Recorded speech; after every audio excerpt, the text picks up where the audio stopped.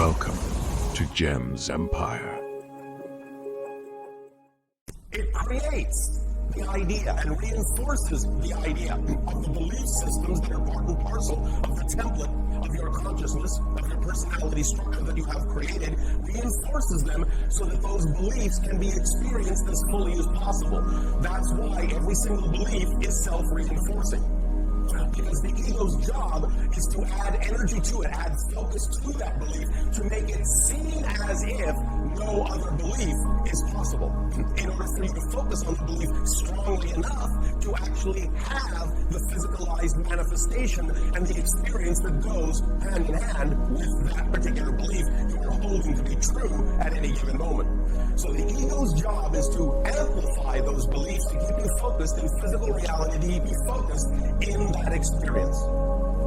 But when there is a degree of forgetting that exists to the extent that it has in your reality, very often, because of that sense of disconnection, because of that experience of disconnection, not that you're ever really disconnected because you cannot be, but you can create the experience of disconnection to such a degree that the physical personality structure, the ego structure, can forget that it's not actually the one in charge, can forget that it has a helpmate in the template reality called the higher mind, can forget that it is not doing this alone.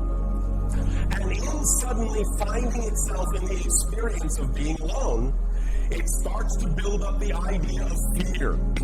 It starts to reinforce belief systems in a way that perpetuates its existence beyond the necessary level that it is actually required to generate for its continued existence.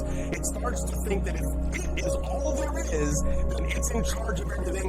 The burden and the weight of the world is on its shoulders. The responsibility for everything that happens in your physical reality is up to the ego structure, and it starts to take on that job when it is not built for that job. It starts to burden itself, stress itself. And in that way, it starts to break down. It starts to do wildly incongruous, wildly irrational things to strengthen itself, and strengthen itself under the feeling that it is crumbling under the weight. And by constantly reinforcing and strengthening itself in a way it was not designed to do, it can become extremely dense, extremely crystallized, and very difficult then to allow to expand back out into its more relaxed state, its more relaxed focus. And when it gets that concentrated, the amount of energy the ego puts into belief systems that are generally fear-based are going to be almost overwhelming.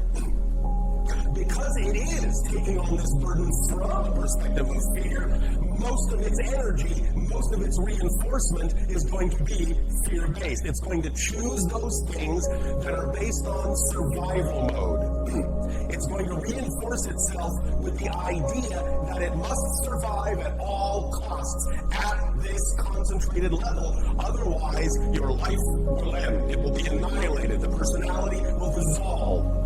So the ego structure does everything it can to take on this tremendous burden. Let's all give the poor little ego a break before the ego breaks down.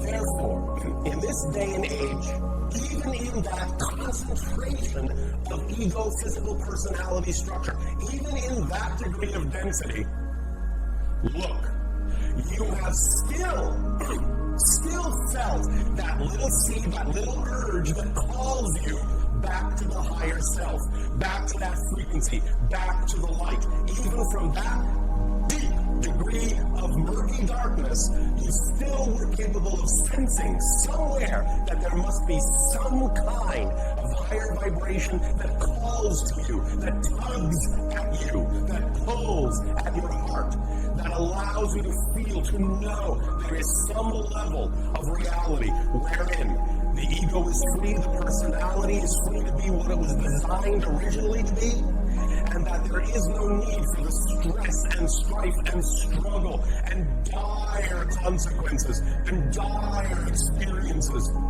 that the ego has for thousands of years on your planet sought to perpetuate in generation after generation after generation, constantly being reinforced and reinforced from generation to generation to generation.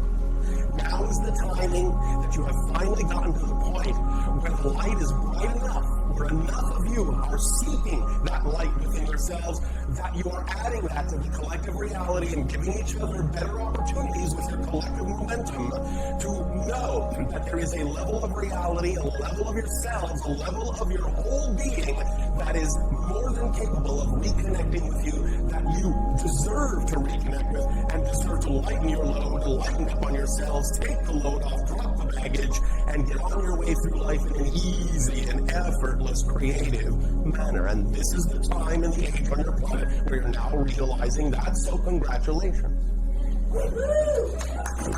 Now, we'll share something with you to further strengthen the idea of the many different ways that you are starting to attract yourselves back to your own higher minds. So we will now share a little secret with all of you that we have shared with a few, and it is this. In these conversations that you are having with us, whether they be in this group structure or in one-to-one scenarios, doesn't matter.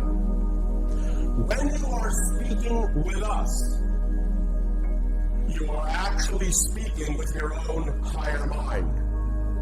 You are not speaking directly with us at all, ever.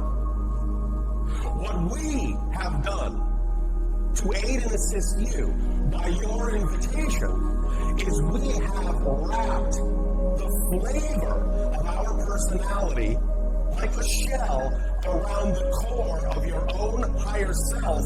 And in every conversation we have with you, what we are doing thus then is giving you an excuse to talk to your own higher mind by tricking you into thinking you're talking to something else. Because that something else was one step removed from your own higher mind. In that context, wasn't as scary to the ego as thinking that you're actually addressing your own higher mind and all that that implies in terms of what you now have to take responsibility for. Therefore, the idea is that if you could find some vibration, some representation of a being that at least would represent that level, but was still one step removed, then it wouldn't be quite as scary, and you could deal with it at your own pace in a comfortable way. Well, the idea here is that yes, while obviously we are involved, the actual communication you are having with us is actually the communication with your own higher minds, but wrapped in our vibrational flavor in order to allow you to use us as a permission slip to give yourselves permission to actually communicate with your own higher minds in a relaxed way and get your assumptions and your beliefs and your definitions and your ego structure out of the way so that you will allow yourself that communication. So congratulations on being so clever as to invite us to help you to trick yourselves into speaking to your higher mind.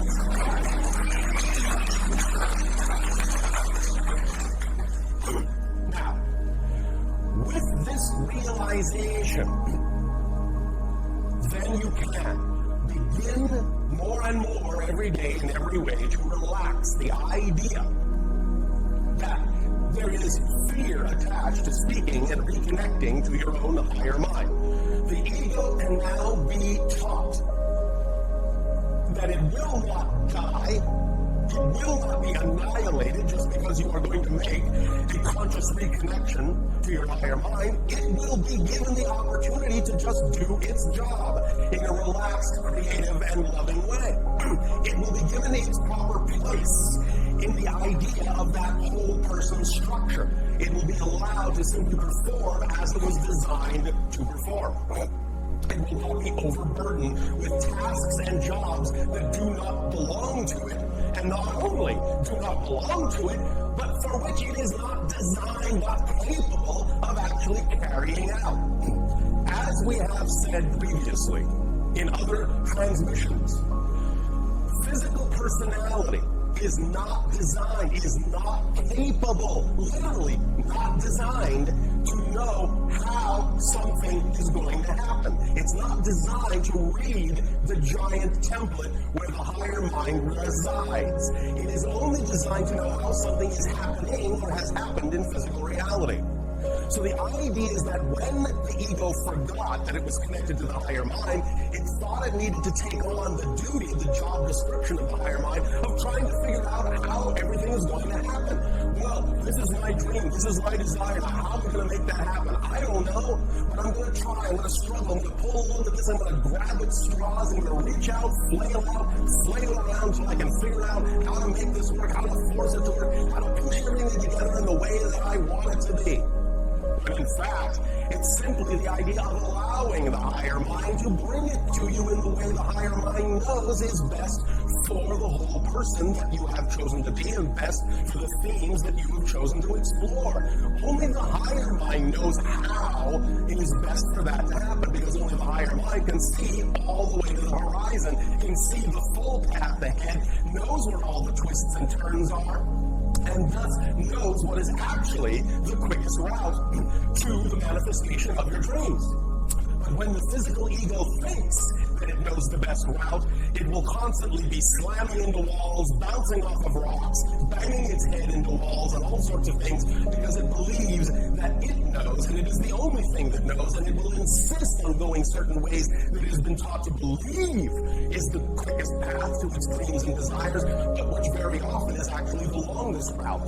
So instead of going around these things, around the things that it defines as obstacles, it will stand in front of them and constantly bash itself against these obstacles instead of listening to the higher mind that tells it that even though it may seem to take a little longer to go around, it's actually the quickest route, because by going around you will go that much more quickly than the time it will take for you to stand there and smash your head against the wall. Until you finally figure out you're not going to go through it. So the idea, again, is to recognize that physical mind does not have the capacity to know how something's going to happen. Let that be the job of the higher mind. Just allow the physical mind to enjoy what it has brought, to see how it happened, to marvel at the synchronicity of how the higher mind was capable of organizing events, so that it would serve the idea of the theme you chose to explore in the most loving, creative, beneficial, joyful way possible, most playful way possible. You must learn that the physical mind and the higher mind need to work together in order to be the whole person. Because if, in that sense, you are only using your physical personality, your physical mind, in an attempt to figure out how everything is supposed to work, you are literally walking through life half-witted. You're only using half of your full mind. So the idea is to understand that you really don't have a whole mind until you form a reconnection and a relationship and a communication style with the higher mind that allows you free-flowing trust, free-flowing communication in that relationship of functioning like a whole being. Now, imagination has been given as part of the personality structure to allow it to understand that it always has access to the higher mind. Imagination is the conduit, the pipeline to the higher mind and from the higher mind.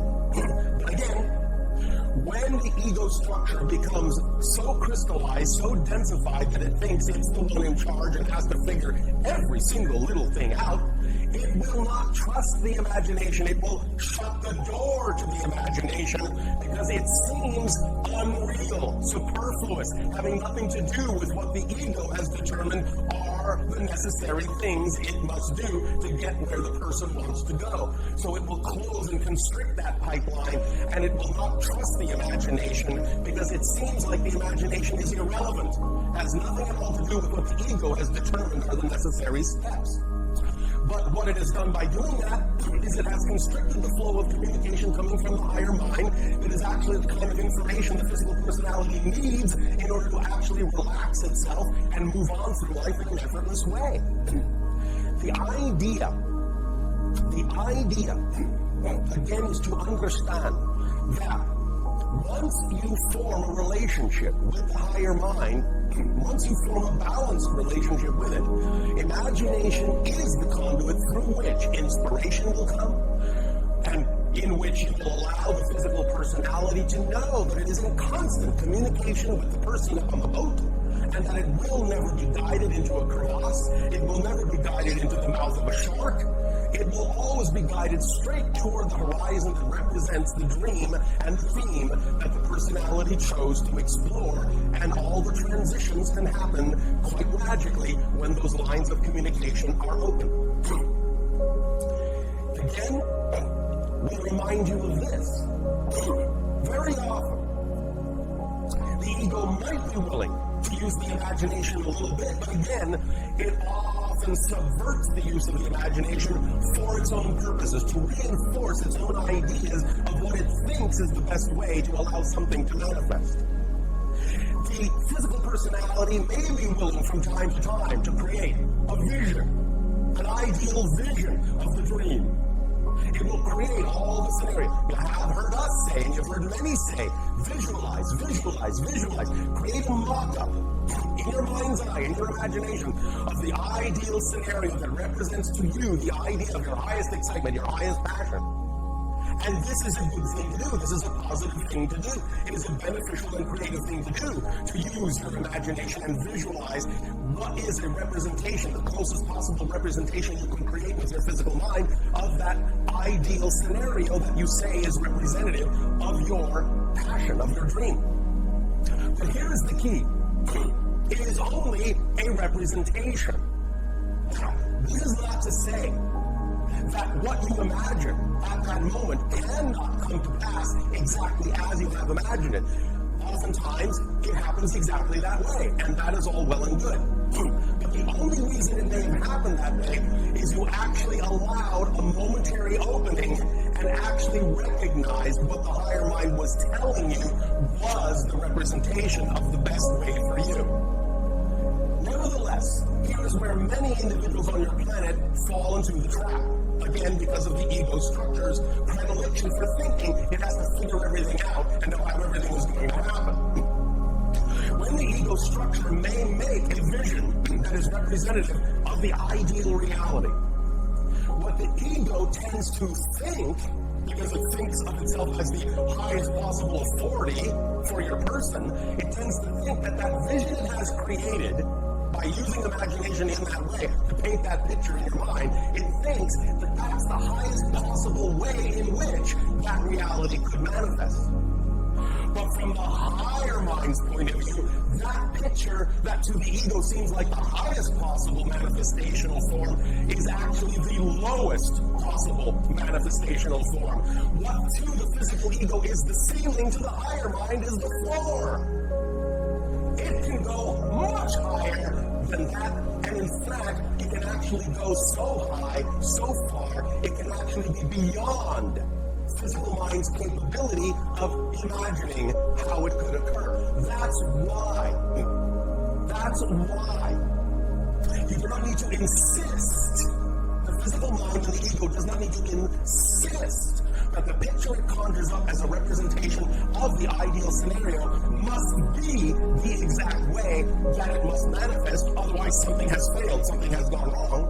It is just used as a template to pass on to the higher mind the basic idea that represents, pay attention, the proper vibrational state of being that the physical being needs to experience in life in order to perpetuate its joy.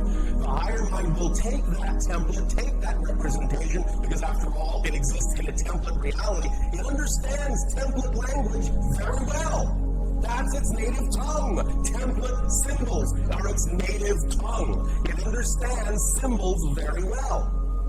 It will take that symbol and recognize that that symbol simply represents the proper state of being, the proper energy that needs to be created. And so the higher mind will then take that symbol and it will reach out to all the things it understands are available, all of the how can this happen sort of thing, and it will match those things to the proper template frequency, and and then bring that into the reality, the opportunities for the physical mind to act upon. But when the physical mind hesitates to act on the synchronicities that are brought to it, because the ego says, I don't recognize that as the template I set up, and doesn't trust that the higher mind could have actually brought it the opportunity it wants in a different form other than what the ego determined it should be, it will refuse to act on those things. It will refuse to recognize those as opportunities. Those opportunities coming from the higher mind will even be invisible to the physical mind. It just simply won't even know they are even there to be acted upon.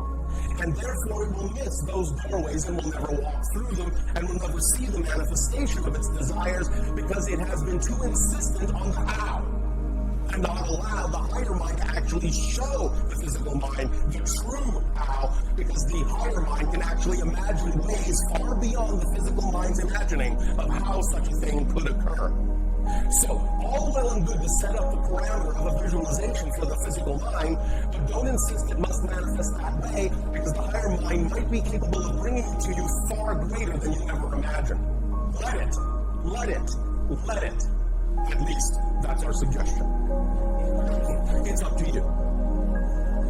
So, now, many individuals have wondered, well, if the physical ego thinks it's in charge, and attempts to shut out all other forms of communication because it doesn't trust them, coming from the higher mind, how do I know the difference between when the physical mind is telling me, oh, this is representative of your excitement, and when the higher mind is telling me, this is representative of your true excitement? How can I tell the difference? Because if the ego is attempting to trick me into staying its course, because it thinks if I veer off that we're going to die, it's going to dangle all sorts of carrots in front of me to get me to stay on that course. So how do I tell the difference between that kind of a carrot and the carrot that represents going in the direction of my true self? All right, fair question. It all comes down to what we have spoken of so often. It all comes down to excitement. It all comes down to passion. But again, we hear the ego saying, how can I tell the difference? How do I know it's really my true excitement? Now, this requires paying some attention to yourself. Really paying attention to the true feelings. It does require at least a modicum of willingness. A modicum of willingness to tell the ego to shut the hell up. At least just for a moment. So that I can hear my true self. At least take a breath. At least take a pause. At least stop and wonder whether or not you are actually being shown something that is representative of a fear or something that is representative of a joy. Because we understand that when you're in that confused state, anxiety can actually seem like excitement. And excitement can actually seem like anxiety. But this is why it's so critical to take that pause, to allow yourself to at least be in charge enough, be willing enough to tell the ego to be quiet for a moment so that you can get in touch with your inner being and tell the difference in the quality of the vibration of the emotion you are feeling at that moment with respect to the idea you are exploring. If you are quiet for that moment and willing to be open to be shown what it actually is, you will be able to tell the difference. You'll be able to develop the discernment of the difference between the vibration of fear and doubt and the vibration of joy and certainty. You will be able to tell the difference because that ability to tell the difference is built into you. It's built into your consciousness. And at that level, you all know the difference.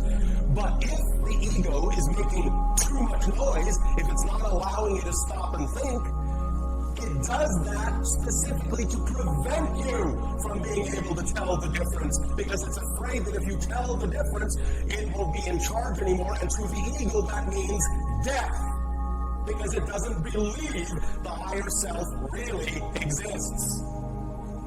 So, It's all about finding that space of balance and peace within yourself that will allow you, even if only just for a moment, to allow the ego to be quiet enough so that you can use the natural mechanism of balance within your being that will tell you what the flavor of the emotion you're feeling is, and thus, by identifying the flavor of the emotion, that will then put you in touch with what kind of belief and definition you would have to have in order to be generating that emotion. And then you will know whether it comes from the physical negative ego or from the higher self, whether it is representative of fear, whether it is representative of excitement. But you need that moment of quietude. You need that moment of solitude. You need that moment of peace. You have to be willing to step back. You have to be willing to let it be all right to not know what's going on at the moment. You have to be willing to say, I don't know what's happening here, instead of just assuming it's this or that or the other thing.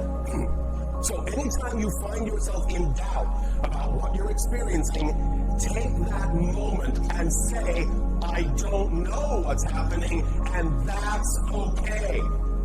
And in that moment, where you have actually admitted that you don't know what's going on, you can find the balance, the quiet, the peace, the stillness that will actually then start to allow you to be more sensitive to the quality of the vibration of what's going on and give you more capability of having more insight as to what you are experiencing and what you are dealing with in terms of the physical mind or the higher mind. So that's the first step in forming the relationship, in reconnecting, in remembering who you are as a whole person.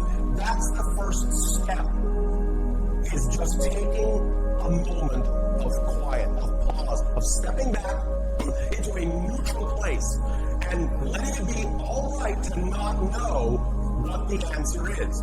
As soon as you allow yourself to be all right in that balance point, you can allow the natural senses you were created with to begin to fill that stillness, to fill that little void of quietness, and they will begin to be heard. But you have to be quiet to hear them at first, because they have been suppressed for so long in your society that at first it will only seem like a whisper, but you'll recognize it. In the quiet, if you truly allow the quiet to happen, there will be no other sound, and thus you'll be able to recognize the quality of those little whispered voices for what they are. And as soon as you really start paying attention to what they are, you can start to guide yourself with them in the direction of your preference. And as you do that, bit by bit, and this may take some practice, it's all right, bit by bit, you will start to gain more discernment as to exactly what vibration is representative of what. And you will start to pacify the ego into understanding that it's not going to die, it's not going to be annihilated, that in fact this is what it really wants, because it is tired of laboring under such stressful circumstances, it is tired of bearing the weight, and you're going to take the load off, and you're going to bring it along. It's not going to go anywhere. It is your friend, you love it, it is serving you, it is designed for a purpose of focusing you in the physical reality experience you wanted to have, in the theme you wanted to explore, and you cannot live without it. Literally, you cannot live without it. So in that sense, while you are forming a more loving relationship with your higher mind, the key to forming a more loving relationship with your higher mind is to actually form a more loving relationship with your ego and not allow it to continue to burden itself unbearably when it has no business doing so, because it was never designed to handle that kind of weight, that kind of stress. So it's all about loving all aspects of yourself enough to be trusting enough to let them fall back into their proper place in the relationship, do the job they were designed to do, and thus then allow yourselves to be loving enough to yourself to reap the benefit of that balanced relationship between physical mind and higher mind, so you can function as a whole person.